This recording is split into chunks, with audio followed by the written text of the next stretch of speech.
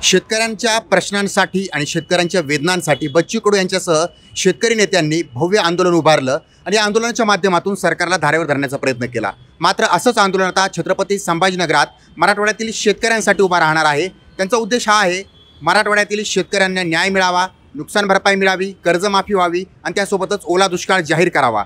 शेतकऱ्यांच्या पाठीशी उभा राहण्यासाठी आता काही संघटना पुढे आलेल्या आहेत।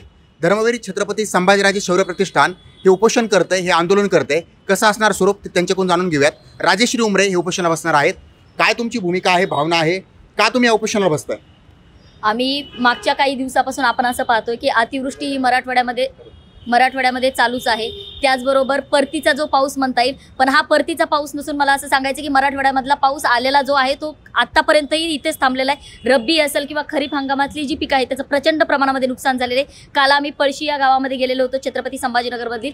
त्या गावातील अक्षरशः शेतकऱ्यांचा जो शेतमाल आहे तो पाण्यामध्ये सडलेला आहे आणि अद्याप फक्त नेते हे शेतकऱ्यांच्या बांधावरती उभा राहून फक्त त्यांनी गप्पा केलेल्या आहेत। कुठलीही शेतकऱ्यांना मदत झालेली नाहीये। आपल्या राज्याच्या मुख्यमंत्र्यांनी असं सांगितलेलं होतं की आम्ही शेतकऱ्यांची दिवाळी गोड करू, परंतु शेतकऱ्यांची दिवाळी ही अंधारामध्येच राहिलेली आहे। काळ्या पद्धतीची शेतकऱ्यांनी दिवाळी साजरी केलेली आहे। ज्या लेकीबाळी शेतकऱ्यांच्या घरी आलेल्या होत्या त्यांना अगदी साडी चोळी करण्यासाठी सुद्धा शेतकऱ्याकडे पैसा राहिलेला नाहीये। म्हणजे हे जे शासन आहे या सरकारला शेतकऱ्यांची गरज राहिलेली नाहीये। शेतकऱ्यांना कुठेतरी मारायला जीवावर हे सरकार त्यांचं उठलेलं आहे आणि याच अनुषंगाने आम्ही मागच्या काही दिवसांमध्ये सुद्धा आम्ही कोरडेवाडी केस जिल्हा बीड येथे एक 16 दिवसांचं आमरण उपोषण केलं होतं। पण ज्या जिल्ह्याला, बीड जिल्ह्याला पालकत्व हे उपमुख्यमंत्री अजितदादा पवारांचे, यांनी याकडे पाठ साफ पद्धतीने फिरवलेले आहे। कुठलाही नेता, कुठलाही आमदार असेल, खासदार असेल बीड जिल्ह्याचा विशेषतः, तिथे भेट सुद्धा द्यायला आलेले नाहीत। म्हणून परत एकदा मला या शासनाला सांगायचं आहे की आम्ही छत्रपती संभाजीनगर, जी मराठवाड्याची राजधानी म्हणून ओळखली जाते, या मराठवाड्याला न्याय मिळवून देण्यासाठी आम्ही परत एकदा त्याच ठिकाणी उपोषण करणार आहोत। बरं,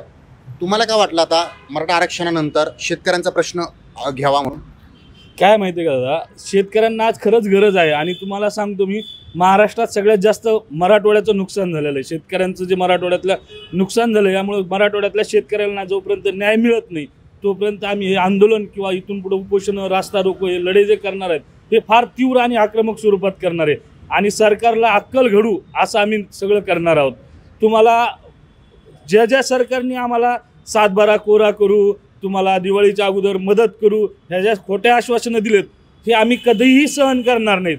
आणि आजही जो शेतकऱ्याचा लढा नागपुरात चालू आहे, याच्यात जर सरकारने कुठलं खोटं आश्वासन देऊन जर हा लढा मोडीत काढला तर हे सरकारला आम्ही रस्त्यावर फिरू देणार नाही। सरकारची जी परिस्थिती होईल ही खूप गंभीर होईल। बरं, काय भूमिका आहे, काय भावना तुमची?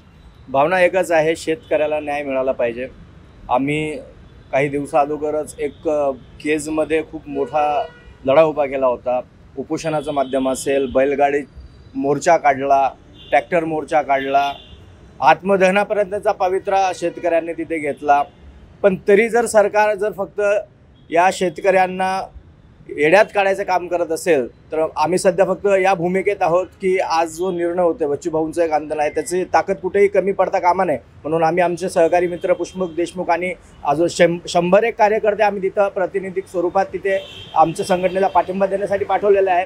जर तिथेही फसवणूक होत असेल तर मराठवाडा आणि महाराष्ट्राच्या शेतकऱ्यासाठी आहे त्या परिस्थितीमध्ये आक्रमक पद्धतीने धर्मवीर संभाजीराजे शौर्य प्रतिष्ठान मराठवाड्यात मोठा लढा उभा करणार आहे आणि त्यानंतर या सत्कारची नाचक्की झाल्याशिवाय आम्ही शांत बसणार नाही। आपण पाहतोय राज्यभरामध्ये शेतकऱ्यांचं प्रचंड नुकसान झालं। एकीकडे बच्चू कडू उपोषण करतायत, त्यांच्या माध्यमातून आंदोलन करतायत, त्यांच्या माध्यमातून सरकारला धारेवर धरण्याचा प्रयत्न केला जातोय। अशातच मराठवाड्यातील शेतकऱ्यांसाठी धर्मवीर छत्रपती संभाजीराजे शौर्य प्रतिष्ठानच्या वतीनं राजेश्री उमरे देखील सरकारला धारेवर धरण्यासाठी संभाजीनगरात म्हणजेच मराठवाड्याच्या राजधानीमध्ये उपोषण करणार आहेत आणि याला तीव्र स्वरूपाचं आंदोलन देखील म्हटलं जाणार आहे। सचिन बडे, लोकशाही मराठी, छत्रपती संभाजीनगर। लोकशाही मराठी, ऐका, पहा, जागरूक रहा।